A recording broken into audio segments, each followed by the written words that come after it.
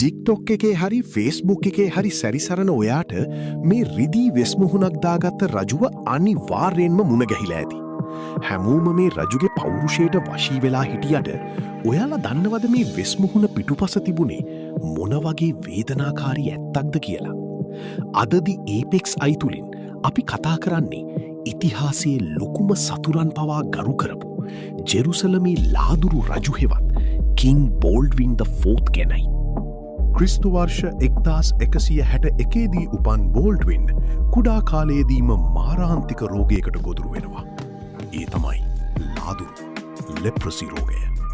ඔහුගේ ශරීරයේ දකුණු අතේ කිසිම දැනීමක් නැති බව මුලින්ම සොයාගත්තේ ඔහුගේ ගුරුවරයා. ඒ කාලේ හැටියට ලාදුරු කියන්නේ මරණ දණ්ඩනයක් වගේ දෙයක්.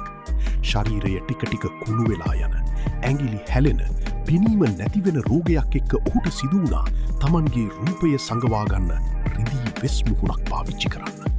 ඒත් ඔහු ඒ රෝගයට තමන්ගේ ආත්ම ශක්තිය පරාජය කරන්න ඉඩ දුන්නේ නැහැ. වයස අවුරුදු 13දී ඔහු ජෙරුසලමේ රජු වෙනවා.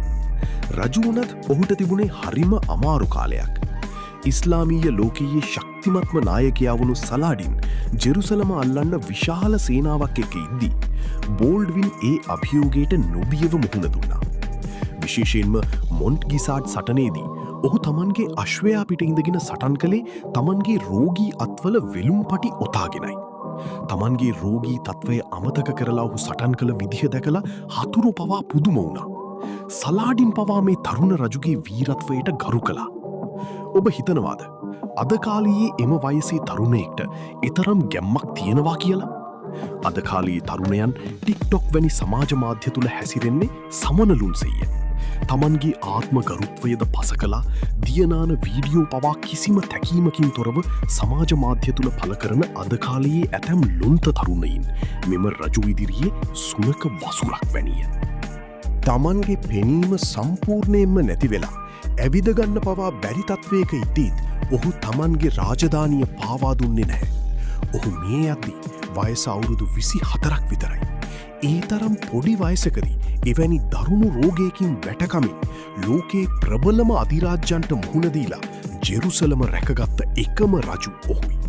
ඔහු මියගිය දවසේ ජෙරුසලම විතරක් නෙවෙයි ඔහුගේ සතුරා වුණු සලාඩින් පවා කඳුළු සැලුවා කියලා ඉතිහාසයේ සඳහන් වෙනවා. බෝල්ඩ්වින්ගේ කතාවෙන් අපිට ඉගෙන ගන්න ලොකු දෙයක් තියෙනවා. අපේ ශරීරය කොයි තරම් දුර්වල වුණත් අපේ හිත ශක්තිමත් නම් ඕනෑම ලෝක බලවතයක් පරාජය කරන්න පුළුවන් කියන එක ඔහු ඔප්පු කළා. ඉතින් ඔයාලත් මේ රිදී වෙස්මුහුණ පිටුපස හිටපු වීරයාට ගරු කරනවා නම් වීඩියෝ එක ෂෙයා කරන්න. ඊළඟට කවුරු ගැනද කතා කරන්නේ? කමෙන්ට් එකක් දාන්න. මම දී ඒපෙක්ස්යි.